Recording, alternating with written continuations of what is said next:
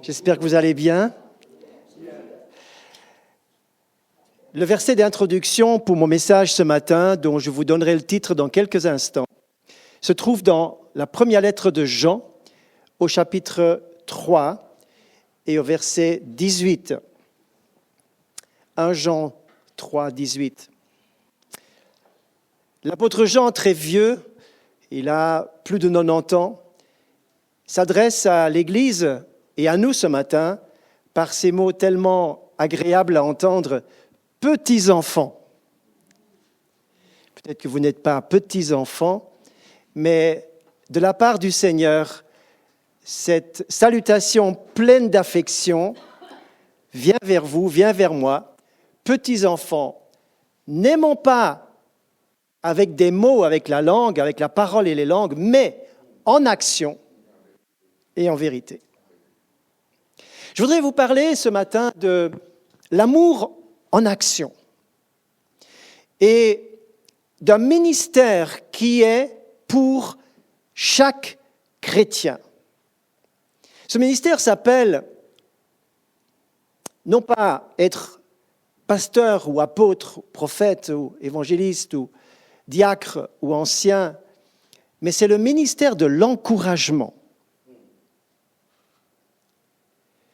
Qui que vous soyez ce matin, jeune ou vieux, nous pouvons tous, non seulement fleurir là où nous sommes plantés, mais nous pouvons tous devenir quelqu'un qui encourage quelqu'un d'autre.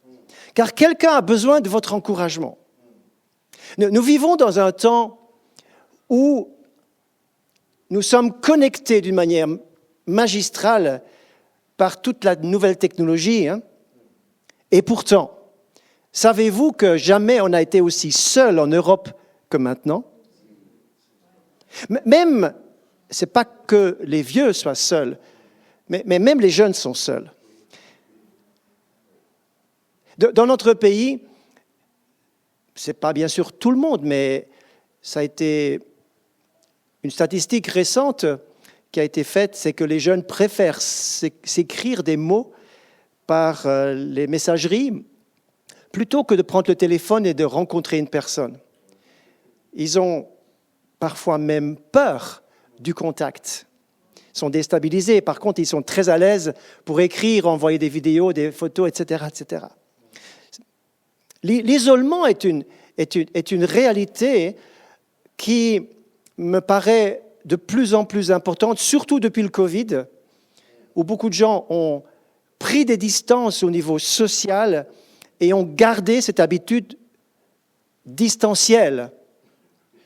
Et par exemple, une statistique récente montre qu'en Belgique, l'isolement touche 23% des plus de 65 ans, ce qui est quand même pas mal, c'est-à-dire c'est quand même plus de 500 000 personnes. En Hongrie, le chiffre monte d'une manière incroyable. En Hongrie, qui est dans les pays de l'Est, 60% des plus de 60 ans n'ont pas de vie sociale. Et moi qui ai pas mal voyagé, soit en Asie, soit en Afrique, eh bien, je suis vraiment, en tout cas, épaté de voir le côté communautaire fort que connaissent les civilisations africaines en particulier, en tout cas au sud du Sahara. C'est quelque chose qui est épatant pour nous, Européens, et qui est fort, et qui connecte une société, et qui est absolument important. Je voudrais vous parler donc de l'encouragement, mais nous allons suivre ce matin l'apôtre Paul, grand implanteur d'église, grand missionnaire, homme de Dieu qui a traversé toute l'Asie mineure de l'époque, donc toute la Turquie actuelle, même jusqu'en Italie. Et nous allons le suivre non pas dans ses voyages missionnaires, mais dans son dernier voyage missionnaire, pour aboutir avec lui et pour aller un peu lui rendre visite dans sa prison à Rome. Nous allons prendre les choses par étapes et vous allez voir que tout l'apôtre Paul qu'il est, l'apôtre Paul avait besoin d'être encouragé dans certaines étapes difficiles qu'il passait. De même, le Seigneur voulait l'encourager. Et le but de ce message ce matin, c'est que peut-être que si vous êtes dans une situation un petit peu isolée, parce que ça peut arriver aussi aux chrétiens, je connais même des pasteurs qui sont très isolés et qui ont servi toute leur vie les communautés, mais qui, devenus âgés, sont restés isolés. Je pense à cette épouse de pasteur qui un jour m'a dit, du vivant de mon mari, le téléphone sonnait constamment. On avait besoin de mon mari pour des conseils, pour l'inviter à prêcher à droite à gauche. C'était un homme connu, je l'ai bien connu. Et le jour où il est décédé, le téléphone est mort avec lui. Je ne recevais plus de téléphone. Et au point que, lorsque le téléphone sonnait du vivant de son mari, elle disait « Bonjour, je vous passe mon mari ». C'était devenu un automatisme. Mais une personne qui est restée dans un temps isolé, parce que la solitude peut tous nous atteindre. Et l'apôtre Paul a été encouragé par des chrétiens qui, inspirés du Saint-Esprit, vont penser à lui pour l'encourager. Le but de ce matin, c'est que vous puissiez savoir que le Seigneur pense à vous dans votre solitude. Deuxièmement, que Dieu veut vous utiliser, qui que vous soyez, quel que soit même votre état de santé ou votre âge, que Dieu veut vous utiliser pour encourager quelqu'un.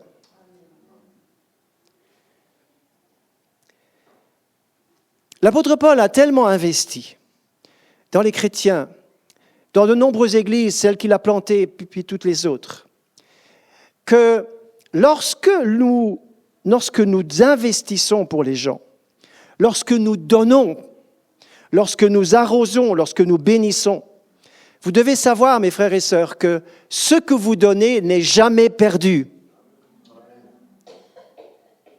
Et que Dieu voit toutes choses. Et qu'il y a des principes qui nous disent, par exemple, que celui qui arrose sera lui-même arrosé. Ou encore, donnez et il vous sera donné. Ou encore, celui qui sème beaucoup moissonnera beaucoup. Mais si tu ne fais rien de ta vie chrétienne, il ne faut pas t'étonner qu'il t'arrive peu de choses en retour. Si tu es juste là pour être présent au culte et que ça te suffit pour ta semaine et que ta vie tourne autour de cela et que tu t'occupes de personne, il ne faut pas t'étonner que le retour sur investissement est minimal, voire nul. La vie chrétienne, c'est donner. Ce matin, vous êtes là pour recevoir, c'est juste. Mais ce matin, nous voulons comprendre que notre vie, c'est pas seulement recevoir, mais c'est surtout donner. Et chacun peut donner, et chacun est appelé à donner, et chacun a été créé pour être un don pour quelqu'un, pour la vie, pour le monde, pour la société, pour l'Église. Nous allons donc suivre l'apôtre Paul dans un premier texte. Suivez-moi dans Actes, chapitre 28 et verset 15. Actes 28, 15. De Rome vinrent à notre rencontre jusqu'au Forium d'Appius et aux 3 tavernes les frères qui avaient entendu parler de nous. Paul, en les voyant, rendit grâce à Dieu et prit courage.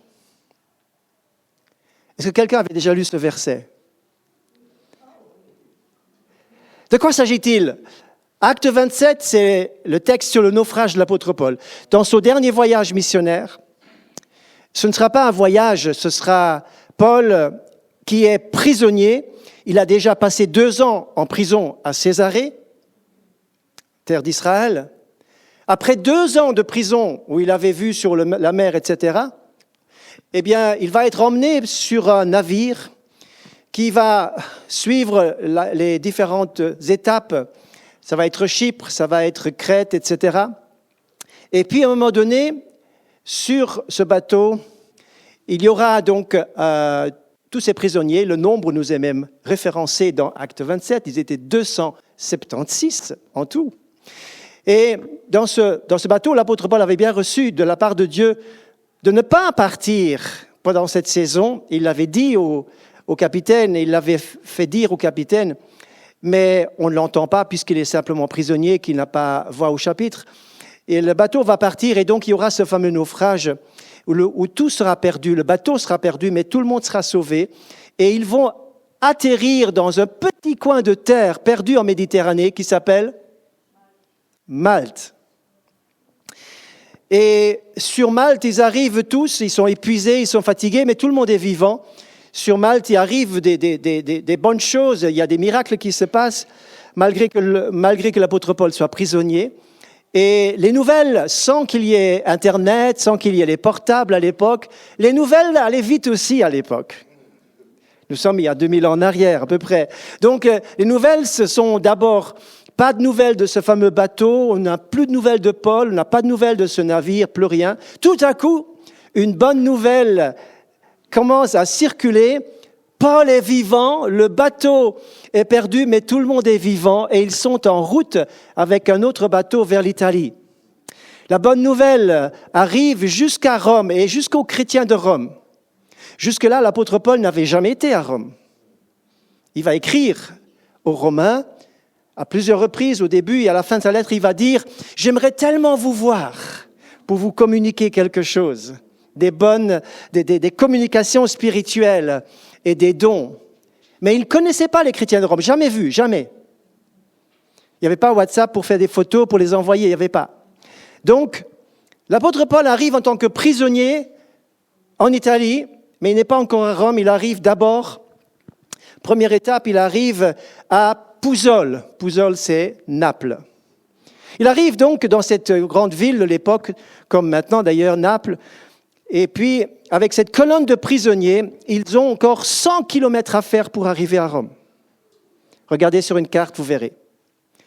Et le texte nous dit, celui que nous venons de lire, les frères de Rome qui avaient reçu nos nouvelles. Les nouvelles circulaient. Se sont mis en route pour croiser cette colonne de prisonniers qui montait de Pouzole, Naples, jusqu'à Rome. Eux, ils font le trajet à l'inverse. Et les deux colonnes vont se croiser, où ça ? Au Forium d'Appius et aux Trois Tavernes. Les frères de Rome, qui n'avaient jamais vu Paul, vont faire 65 kilomètres.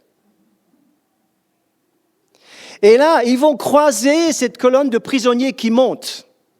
Ces gens sont fatigués, ces gens n'ont pas mangé pendant à peu près 15 jours, nous dit le texte de Acte 27. Et les chrétiens de Rome qui ne connaissaient pas Paul, ils ont dit, mais lorsqu'ils sont à l'approche de cette autre colonne de prisonniers qui monte, et ils sont là, ils sont tellement heureux de savoir que Paul doit être parmi eux. Mais il est où Paul ? Il est où Paul ? Imaginez ces chrétiens nombreux, ces frères de Rome qui arrivent et ils disent, mais il est où Paul ? Passe-moi tes jumelles, j'aimerais bien voir où il est de plus près. Ah, il est là, Paul, on t'aime, Paul, on est là pour toi. Et la Bible dit simplement, Paul reprit courage. Ça veut dire que Paul était découragé. Il ne faut pas croire que l'apôtre Paul n'ait jamais été découragé. Il était au bout du rouleau, il était épuisé de tout ce qui venait de se passer, de cette longue marche. Et Dieu a inspiré qui ? Des inconnus. Des frères qui ne l'ont jamais vu et dont on n'entendra plus jamais parler d'ailleurs, de simplement venir faire 65 kilomètres, probablement à pied. On ne le sait pas, peut-être qu'ils avaient des chevaux ou des charrettes, mais ils sont venus, ils se sont déplacés juste, non pas pour toucher Paul parce qu'ils ne pouvaient pas le faire, mais ils étaient juste là pour le saluer. Et Dieu a utilisé ce voyage courageux et qui demandait une énergie importante à l'époque pour encourager Paul prisonnier au bout du rouleau. Mon frère, ma sœur, tu n'as pas besoin d'un grand ministère pour encourager quelqu'un. Il faut juste te mettre en mouvement. Ne reste pas dans ton fauteuil derrière ton portable ou derrière ton écran pour tout laisser faire cette information qui signifie tellement peu de choses. Frères et sœurs, vous pouvez avoir 2, 3, 4 000 amis sur Facebook, mais ce n'est pas ces amis sur Facebook qui vont vous aider un jour. Très, très peu d'entre eux. Vous les vrais amis de Facebook, vous les compterez sur les doigts d'une main, et encore. Même si vous en avez 4 000. Quand je vais dans mes déplacements, que ce soit dans les régions villageoises de différents pays d'Afrique, des brousses, etc., ou quand je vais en Inde, dans les régions que j'ai l'impression d'être au bout du monde, quelque part, tellement qu'il n'y a plus de route, c'est des régions tellement perdues, comme on dit.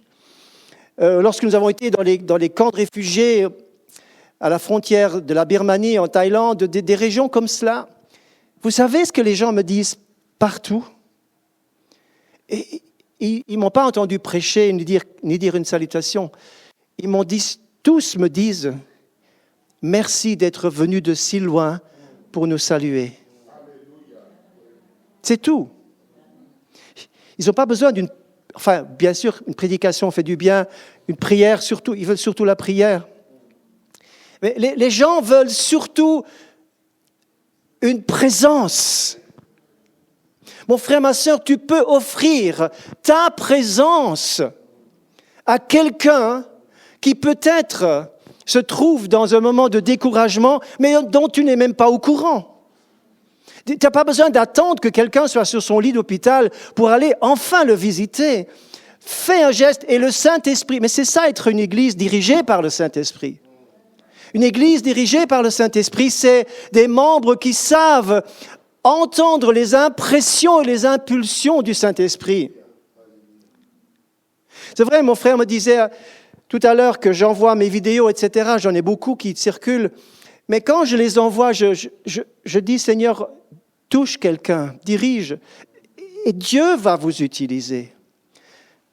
Si vous n'avez pas des moyens technologiques entre les mains, ce n'est pas grave.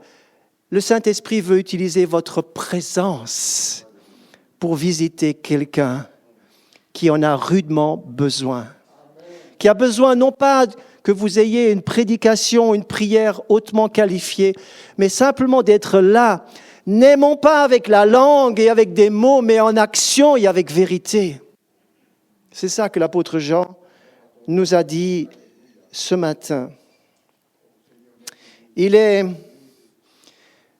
donc arrivé maintenant, notre cher Paul, dans cette prison à Rome, la grande cité impériale. Et là, il y a beaucoup de prisons, bien sûr, et il arrive dans une de ces prisons, et comme nous le savons, c'est dans cette prison qu'il va écrire d'abord 4 lettres. Il va écrire Philippiens, il va écrire Colossiens, Éphésiens et Philémon. Et puis viendra un changement de dynastie des empereurs. Il y aura un empereur affreux, terrible, dont vous connaissez le nom, qui commence par N, Néron. Et l'apôtre Paul va vivre maintenant un 2e temps d'emprisonnement qui sera rude, difficile. Il sera enchaîné dans une prison qui sera vraiment beaucoup plus difficile que la première fois. Et c'est dans cette prison-là qu'il va écrire les lettres pastorales, donc à Timothée et à Tite. Et nous allons maintenant lire un 2e texte pour mon 2e point. Alors que Paul est encouragé par des chrétiens de Rome d'une manière ponctuelle, nous lisons un 2e témoignage de l'apôtre Paul, 2 Timothée 1, 16. 2 Timothée 1, 16. Que le Seigneur répande sa miséricorde sur la maison d'Onésiphore, car il m'a souvent consolé. Il n'a pas eu honte de mes chaînes. Au contraire, lorsqu'il est venu à Rome, il m'a cherché avec beaucoup d'empressement et il m'a trouvé. Que le Seigneur lui donne d'obtenir miséricorde auprès du Seigneur en ce jour-là. Tu sais mieux que personne combien de services il m'a rendu à Éphèse. L'apôtre Paul va donc à recevoir la visite durant son temps d'emprisonnement. Et ce frère dont il est question ici s'appelle Onésiphore. Est-ce que quelqu'un s'appelle Onésiphore ici? C'est pas très actuel comme nom, et pourtant, c'est un nom très intéressant au niveau de sa signification. C'est celui qui apporte, Onésiphore, phoros veut dire porter, celui qui apporte un plus, un profit, un avantage, un bénéfice, un bienfait. Waouh! Alors, donc à partir de maintenant, tout le monde s'appelle Onésiphore, hein? J'apporte un plus, un bénéfice, j'apporte quelque chose, je suis porteur de bénédiction, je suis porteur d'un avantage. Donc c'est un simple chrétien de l'église d'Éphèse. Il vient d'Éphèse. Lorsque vous regardez encore une fois votre carte, et lorsque vous voyez que Onésiphore n'a pas été envoyé par l'église d'Éphèse comme un ministère détaché, il n'est pas question de cela. C'est un simple chrétien qui, de lui-même, a fait un voyage extraordinaire. C'est comme si vous preniez l'avion, que vous allez jusqu'en Australie aujourd'hui, au minimum. Mais lui, il a pris le bateau depuis Éphèse pour arriver jusqu'à Rome. C'est un voyage énorme à l'époque, avec les moyens de l'époque. Eh bien, il a cherché l'apôtre Paul pour le consoler. Il est bien dit que la maison d'Onésiphore, car il m'a souvent consolé. Le mot consolation est intéressant. Consoler, ce n'est pas le mot consolateur comme paraklétos, comme on a dans d'autres versets, mais ici c'est anapsyro. Psyro, c'est l'âme. Ana, c'est de bas en haut. Celui qui relève l'âme, celui qui remonte le moral aux gens. Il m'a consolé, donc il m'a remonté le moral, il m'a donné du courage, il m'a rafraîchi l'esprit, il m'a relevé la tête. C'est un homme d'encouragement. Je vous disais que personne ne s'appelle ici Onésiphore, mais qui veut être un Onésiphore? Ah, c'est ce qu'il faut. Mais voyez-vous, il m'a consolé lorsqu'il m'a visité dans cette fameuse prison de Rome.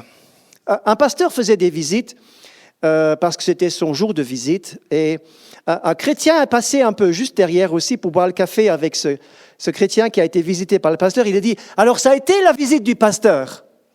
Et le chrétien répond « Il m'a laissé tous ses soucis.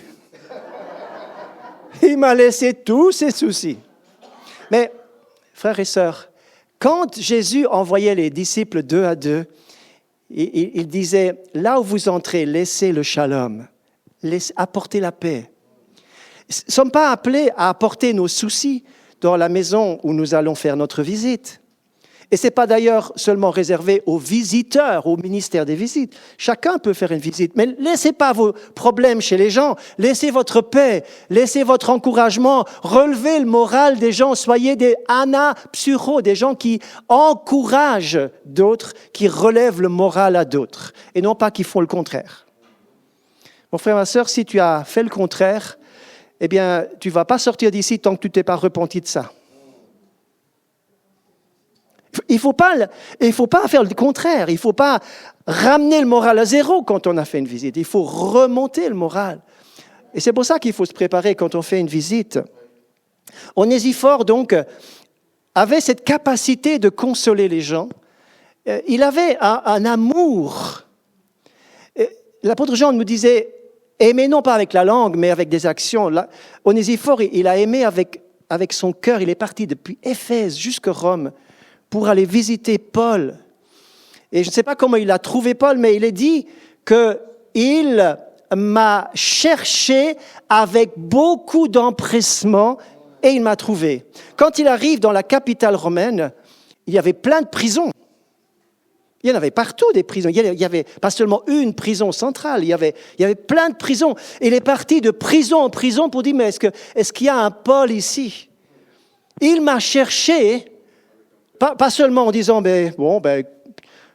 j'ai essayé au moins de venir voir, je n'ai pas trouvé, je rentre. Dieu a su que j'ai au moins essayé. Non.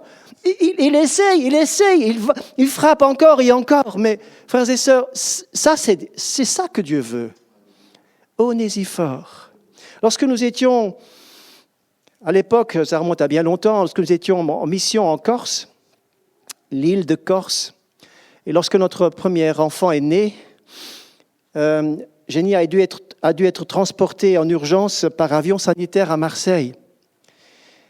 Et moi, j'avais l'habitude d'avoir un contact à Marseille, mais c'était un contact administratif. En fait, il y avait une maison d'édition à Marseille qui nous envoyait sur demande des Bibles. C'était le ministère qu'on appelait autrefois Ésaïe 55. Et lorsque le directeur de cette mission, une petite mission, voit que ma lettre est tamponnée, non pas depuis Ajaccio en Corse, mais depuis Marseille, il se dit, mais il y a quelque chose qui ne va pas. Walter serait à Marseille. Et il a fait des déductions.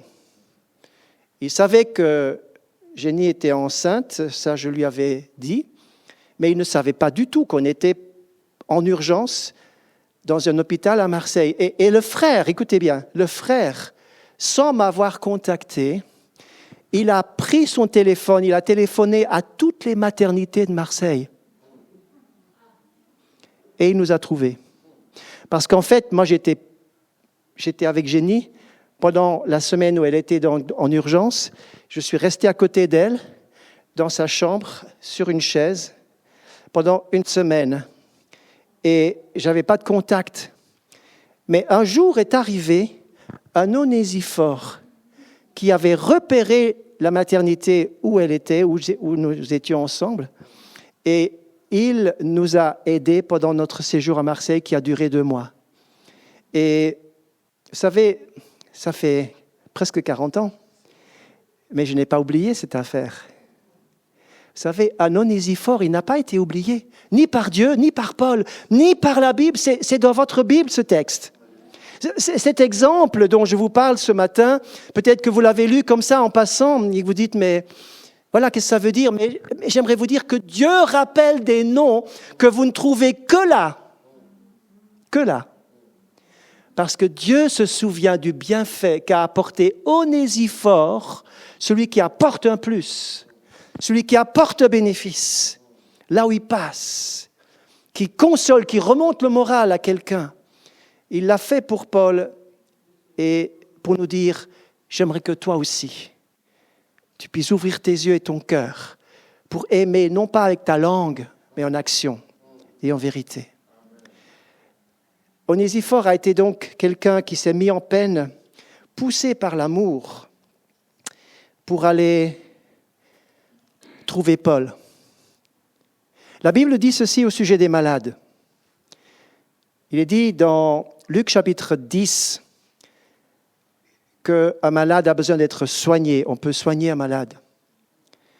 Merci Seigneur pour tout le personnel médical que nous avons et toutes les institutions médicales que nous avons dans notre pays. Mais dans Matthieu 10, il est dit qu'il faut guérir les malades. Et tout à la fin, dans Matthieu 25, il est dit qu'il faut visiter les malades. Donc il n'y a pas que le ministère de guérison. Il y a le ministère de visite et le ministère de soins. Peut-être que tu n'es ni dans l'un ni dans l'autre, mais tu peux visiter un malade. Tu peux visiter quelqu'un. Encore une fois, c'est Onésiphore. Il a encouragé Paul par sa présence.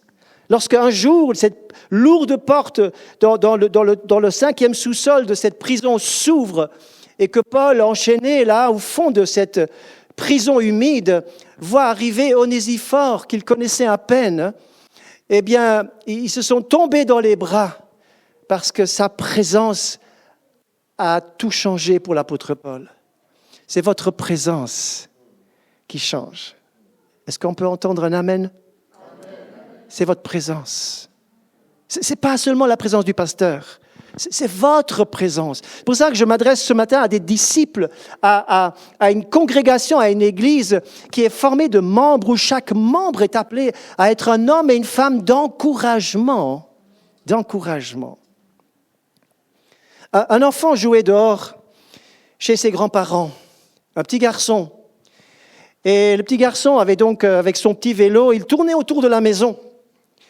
Et puis, ce qui peut arriver, c'est qu'il a frôlé à côté de la maison et déstabilisé. Il est tombé, il s'est fait mal au genou, il pleure, il rentre en pleurant. Et il dit, grand-papa dit, mais qu'est-ce qui s'est passé? Je me suis cogné. Et le grand-papa qui dit, mais quand on roule, comme toi tu roules, c'est normal qu'on se blesse. Et le petit garçon, tout en pleurant, il va vers grand-maman qui regarde, oh, comme ça doit faire mal. Et il a donné des bisous aux genoux qui faisaient si mal. Et la grand-maman l'a apaisé. Et le grand-papa va dire ceci. Plus tard, le grand-père dira, je ne suis pas étonné lorsque notre petit-fils appelle au téléphone qu'il veut d'abord parler à grand-maman. Parce que l'encouragement fait des merveilles. Quelqu'un qui pleure a besoin de sentir votre empathie. Elle n'a pas besoin forcément de vos paroles et de vos explications. Mais c'est normal que quand tu fais ça, que tu vas pécher. C'est normal que tu trébuches. Vous avez les réponses. Bien sûr, vous avez les réponses. Moi aussi, je les ai. Mais quelqu'un qui a mal a besoin d'encouragement, d'empathie, de présence silencieuse. Onésiphore a souvent encouragé. Verset 16 nous dit, il m'a souvent consolé. Donc il avait un témoignage, cet Onésiphore. D'ailleurs, la toute dernière parole dans 2 Timothée, chapitre 4, c'est la dernière lettre de Paul qui nous a laissée. Et au verset 19, « Salut Prisca et Aquilas et la famille d'Onésiphore. » Il est mentionné tout à la fin, comme un homme qu'il faut saluer. Paul n'oublie pas. Dieu n'oublie pas, c'est Onésiphore, qui veut dire qui apporte un plus, un bienfait, une bénédiction, qui apporte un avantage et qui remonte le moral aux gens. Je lis avec vous la 3e situation de l'apôtre Paul, toujours en prison. L'homme qui avait besoin d'encouragement. Je lis avec vous dans Philémon, chapitre 1, il n'y en a qu'un, verset 10. « Je te prie pour mon enfant que j'ai engendré dans les chaînes, Onésime, qui autrefois t'a été inutile, mais qui maintenant est utile, et à toi et à moi. » Ah, qu'est-ce qui va se passer avec notre ami Onésime? Très rapidement, Onésime était un esclave dans la maison de Philémon. Philémon était un chrétien de Colosse, de la ville de Colosse, relativement riche puisqu'il avait une église dans sa maison. Et dans sa maison, il y avait des esclaves. C'était normal à l'époque, ce n'était pas du tout un drame, c'était normal. Et Onésime est hyper content, privilégié, bien tombé parce qu'il est tombé dans la maison d'un chrétien. En plus de ça, il avait droit, lorsqu'il servait, lorsqu'il accueillait, lorsqu'il faisait le travail que le patron lui demandait, eh bien, il était privilégié d'être au premier rang pour écouter la prédication. Et donc, Onésime va écouter, tout en travaillant, en préparant les repas, etc., etc. La Bible ne détaille rien, mais nous imaginons Onésime qui est dans la maison d'un riche chrétien. Mais c'est pas parce que vous êtes dans la maison d'un chrétien que vous êtes forcément chrétien. Donc, Onésime, il n'est pas vraiment avec. Il n'est pas touché vraiment.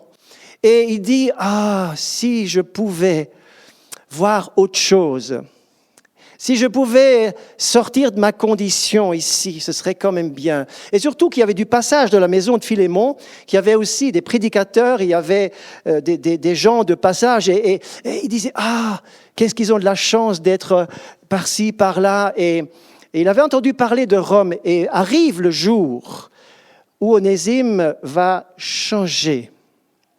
Et lorsque vous lisez Philémon, vous trouverez tout ce que je vous dis tel que je vous l'annonce ce matin. Il est dit que Philémon va partir en douce s'échapper, mais avant de s'échapper, il va aller puiser dans la caisse de son patron, dans son porte-monnaie ou dans son safe ou je ne sais pas quoi, mais il réussit à lui prendre de l'argent et voilà qu'il s'échappe. Bien sûr que comme tout jeune, inexpérimenté, il veut voir Paris. Ah non, pas Paris, Rome. Il veut voir Rome et là, il dit, à Rome, je vais découvrir le monde. Et là, complètement naïf, il sort ses sous pour regarder, pour voir, pour aller faire des achats, pour manger dans les restaurants, que sais-je. Et tout à coup, il n'a plus d'argent. Et tout à coup, il n'a plus d'argent, donc il va essayer de se débrouiller comme il peut. Donc, il va prendre un étalage de fruits, il va prendre une pomme, et tout à coup, il y a une main qui se met sur son épaule. Et là, petit jeune, la police l'arrête. Il est arrêté et puis complètement perdu dans ce qui vient d'arriver. Il est mis dans une prison. Il est parti. Un peu comme le fils prodigue. Mais il n'est pas perdu du radar du Seigneur. Il n'est pas perdu du radar du Seigneur. Et le Seigneur a permis qu'il arrive dans une de ces multiples prisons de Rome, dans la même prison que Paul. La même prison. Et c'est là qu'ils entrent en contact, nous dit le texte, et que l'évangile qu'il a entendu à la maison de Philémon, son maître, ou que c'était un évangile qui est rentré d'un côté, qui est sorti de l'autre, il n'a pas pris à cœur. Le même évangile, dans des conditions de prisonnier, va faire un impact très fort de la part de Paul. Et tout ce que Paul dit, il va dire, oui, je suis désolé, je me repens de tout ce que j'ai fait. Et Paul va prendre ce garçon sous son aile, tout en étant prisonnier, et il va écrire une lettre en sa faveur. Et quand son temps de prisonnier va être terminé, à notre brave Onésime, qui veut d'ailleurs dire utile, Onésiphore, Onésime, c'est la même racine d'ailleurs, eh bien, il va rentrer, mais il va être, Colossiens chapitre 4 nous dit qu'il va être accompagné de Tychique, un autre apôtre, un autre disciple bien connu dans la région, qui va rentrer avec lui. Et vous imaginez un esclave échappé qui rentre à la maison à l'époque, c'était tout qui était possible. Il pouvait être condamné, exécuté. Un prisonnier à l'époque, c'était un bien, c'était une chose, ce n'était pas une personne. Il pouvait être exécuté ou il pouvait recevoir la grâce. Et lorsqu'il va rentrer, eh bien, il va recevoir la grâce parce que la lettre de Paul, la lettre à Philémon, va être finalement sa garantie. Sa garantie. Et l'apôtre Paul qui va dire à son ami Philémon, je n'ai pas le droit mais par amour et par ma position, j'ai quand même le droit de te dire des choses. Accueille Onésime, accueille le bien. Et s'il t'a pris des choses, donc c'est qu'il lui avait pris des choses, c'est moi qui vais payer. Mes amis, le Seigneur encourage Paul. On pourrait dire beaucoup de choses sur ce texte qui est très inspirant, mais ce que j'aimerais faire sortir de l'encouragement ici, c'est que Paul, en prison, lié, ne peut pas bouger, ne peut pas visiter, ne peut pas voyager. Dieu lui amène quelqu'un pour qu'il l'amène au salut. Le plus grand encouragement, mes frères, mes sœurs, c'est d'amener une âme au Seigneur. Depuis quand est-ce que ça remonte, la dernière fois que tu as amené quelqu'un à la foi, par ton témoignage? Ne répondez pas. Réfléchissez juste. Peut-être que certains, au début de votre vie chrétienne, vous en avez amené plusieurs par votre témoignage. Mais avec le temps, tout ça s'est tassé, ça s'est ralenti. Et depuis des années, il ne se passe plus grand-chose. Mais j'aimerais vous dire que Dieu veut aussi vous encourager, de vous remotiver pour témoigner et vous redonner votre témoignage et encourager quelqu'un. Il n'y a pas de plus grand encouragement que d'amener une âme au Seigneur. Et Paul va amener cet Onésime, ce fils prodigue qui s'est échappé, il va le ramener à la foi par son témoignage et par la grâce de Dieu. Le Seigneur est merveilleux. Il veut vous encourager. Il veut vous encourager par la conversion de quelqu'un. Nous prierons tout à l'heure pour pour que vous soyez motivés à redonner votre témoignage et à accompagner quelqu'un au salut. Dernier point, 2 Timothée 4, verset on peut lire le verset 7. « J'ai combattu le bon combat, j'ai achevé la course, j'ai gardé la foi. Désormais, la couronne de justice m'est réservée. Le Seigneur, le juste juge, me la donnera en ce jour-là, non seulement à moi, mais à tous ceux qui auront aimé son avènement. » Verset 9. « Tâche de venir au plus tôt vers moi, car Démas m'a abandonné par amour pour le siècle présent. Il est parti pour Thessalonique, Crescence s'en est allé à Galatie, Tite en Dalmatie. Luc seul est avec moi. » Nous sommes vraiment dans les derniers mots que l'apôtre Paul va nous laisser dans ce 4e chapitre de 2 Timothée. Et il va dire dans sa prison, « Un tel m'a abandonné, un tel m'a abandonné, un tel est parti. Je suis tout seul. » Est-ce qu'on peut imaginer que l'apôtre Paul a été seul à ce point-là? Le monde a changé depuis, mais réellement le monde n'a pas tant changé que ça. Tant de chrétiens et de serviteurs de Dieu sont seuls. Mais il va dire, Luc seul est avec moi. Qui était Luc? Il a écrit Actes, il a écrit l'évangile de Luc. Cela fait un total de 52 chapitres où il ne parle même pas de lui. 52 chapitres sans parler de lui. Un homme discret, humble, efficace, un médecin, un chroniqueur, quelqu'un qui va rédiger avec précision la parole de Dieu. Mais un homme qui a été présent, même sur le naufrage. On le trouve, il est là avec Paul. Au naufrage, acte 27, il a dit nous. À partir de acte 16, vous trouverez nous. C'est que Luc est avec lui. Il ne parle pas de lui, mais il est là. C'est la personne discrète qui est là, sur qui on peut compter. C'est l'encouragement, non pas ponctuel comme les chrétiens de Rome. Ils ont fait ça une fois. Mais c'est l'encouragement sur le long terme. Est-ce que ce matin, le Seigneur va trouver des hommes et des femmes, des jeunes et des moins jeunes, qui vont être des encouragements sur le long terme? Des Luc. Luc veut dire lumineux, qui apporte une lumière, qui donne du soleil dans une journée qui est triste et qui est froide. Luc lumineux. Mon frère, ma sœur, remercie les Lucs que le Seigneur t'a donnés, qui ont illuminé ta journée, qui ont encouragé ta journée. Il est fidèle sur le long terme. Regardez ce que la parole de Dieu dit. Dieu n'est pas injuste pour oublier votre travail et l'amour que vous avez montré pour son nom, ayant rendu des services et rendons encore des services aux saints. Dieu n'est pas oublié. Il voit ce que vous avez fait. Alléluia. Il voit ce que vous faites encore aujourd'hui. Sur le long terme, Luc, il est là. C'est un homme de loyauté, un homme de grande valeur, de grande qualification, de grande humilité, mais de grande loyauté. Il est dit dans Philémon 24 que Luc est un compagnon d'œuvre et dans Colossiens 4, 14 que c'est le médecin bien-aimé qui accompagne Paul jusqu'à la fin. Et nous pouvons rendre hommage à tous ceux qui accompagnent des gens jusqu'à la fin de leur vie. Les proches aidants, pas seulement ceux qui sont dans le médical, mais les proches aidants.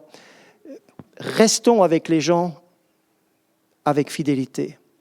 Qui a un ami fidèle? Ne levez pas la main. Qui a un ami fidèle sur le long terme? Quelques-uns, vous en avez, mais il y en a aussi qui disent « Mais moi, j'ai personne. J'ai eu des amis, oui, mais c'est très court. » Ils viennent et ils partent, ils viennent et ils partent.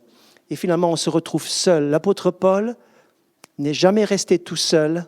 Il a souffert de la solitude, mais Dieu avait toujours des frères, un Onésiphore, quelqu'un qu'il a pu amener à la foi, quelqu'un qui fortuitement a croisé sa route, puis un Luc qui l'a accompagné jusqu'au bout. C'était la parole que j'avais pour vous, pour aujourd'hui, frères et sœurs, afin que nous ayons de l'amour en action. 1 Jean chapitre 3, verset 18. N'aimez pas avec la langue et la bouche, mais en action. deviens à partir d'aujourd'hui un homme et une femme d'encouragement. Amen. Est-ce qu'on peut se lever ensemble, s'il vous plaît? Alléluia, Jésus. Je te bénis, Seigneur, pour le ministère extraordinaire du Saint-Esprit, qui prend ta parole pour l'actualiser, qui prend ta parole pour l'inscrire dans nos cœurs, pour la ramener dans la réalité de 2025. Je bénis, Seigneur, ton nom parce que, Seigneur, tout ce qui a été écrit l'a été pour notre édification. Et je te prie, Seigneur, que tu fasses une œuvre surnaturelle ce matin, que tu dynamises les cœurs. Et que tous ceux qui sont fatigués, qui sont dans une routine et qui finalement ne voient plus peut-être ce qu'il y a à faire, puissent réaliser que, Seigneur, tu leur as donné et tu réactives ce matin le don et le ministère de l'encouragement. Je te prie, Seigneur, toi, Saint-Esprit, qui est le consolateur, donc l'encouragement pour tous, tu puisses nous donner d'être ce ministère-là pour quelqu'un. Seigneur, quelle que soit notre condition physique, que nous soyons jeunes ou âgés, Seigneur, valides ou pas valides ou peu valides, Seigneur, nous pouvons toujours quelque part encourager quelqu'un. Même Paul en prison, Seigneur, il n'avait plus aucun moyen de faire quelque chose. Et il a encore été encouragé et il a encore pu encourager. Seigneur, merci de le faire aujourd'hui. Et si tu as besoin d'être réactivé dans ton amour pour les autres. Le Seigneur te dit ce matin, je verse mon amour dans ton cœur par le Saint-Esprit. L'amour de Dieu a été versé dans nos cœurs par le Saint-Esprit. Et si tu en as besoin en toute simplicité, tu peux lever ta main et dire, Seigneur, moi j'ai besoin, Seigneur, ce matin. J'ai besoin que l'amour de Dieu, Seigneur, soit versé dans mon cœur. Seigneur, parce que j'en ai besoin moi d'abord, mais je veux aussi être un canal, Seigneur. Seigneur, un outil de bénédiction pour aimer les gens, comme Onésiphore l'a fait, comme les chrétiens de Rome l'ont fait, comme Luc l'a fait, et tant d'autres, Seigneur, ils ont donné de l'amour, Seigneur, ponctuellement ou sur le long terme, Seigneur. Merci pour l'amour que je peux donner à quelqu'un. Merci, Seigneur. Je te prie, Seigneur, que tu encourages ceux qui ont beaucoup donné. Il y en a ici qui ont beaucoup donné. Vous avez beaucoup semé, beaucoup investi, beaucoup prié. Le Seigneur voudrait vous rappeler et vous dire que vous n'êtes pas oubliés. Le Seigneur n'oublie pas votre travail et l'amour que vous avez montré et que vous montrez encore. Les récompenses vous attendent. Ne vous découragez pas. Et si tu dis ce matin, mais qu'est-ce que je peux faire? Tu l'as compris ce matin, tu peux faire quelque chose. À partir de maintenant, tu vas dire, oui Seigneur, je me secoue et je ne veux pas tout attendre des gens. Je veux me mettre en route pour devenir un encouragement pour quelqu'un ce matin. Tu lèves encore ta main pour le signifier au Seigneur. Seigneur, je bénis tous ceux qui désirent être des hommes et des femmes d'encouragement. Seigneur, qui veulent mettre l'amour en action et en vérité, et non pas seulement parler de ces choses. Seigneur, nous voulons être des disciples qui motivent et qui sont motivants, Seigneur, au nom de Jésus. Bénis l'assemblée des Beuvresses, Seigneur. Je prie pour chacun, Seigneur. Je prie que tu renouvelles l'Église et que tu la bénisses et que tu en fasses une assemblée pleine de vie, pleine de joie.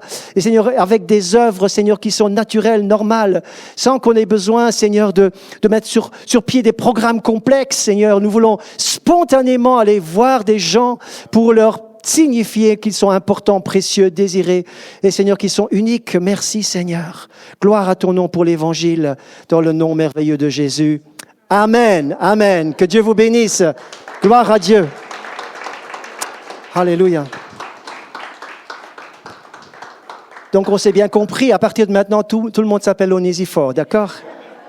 Bon, allez, mon cher Onésiphore, voilà le micro. Merci beaucoup.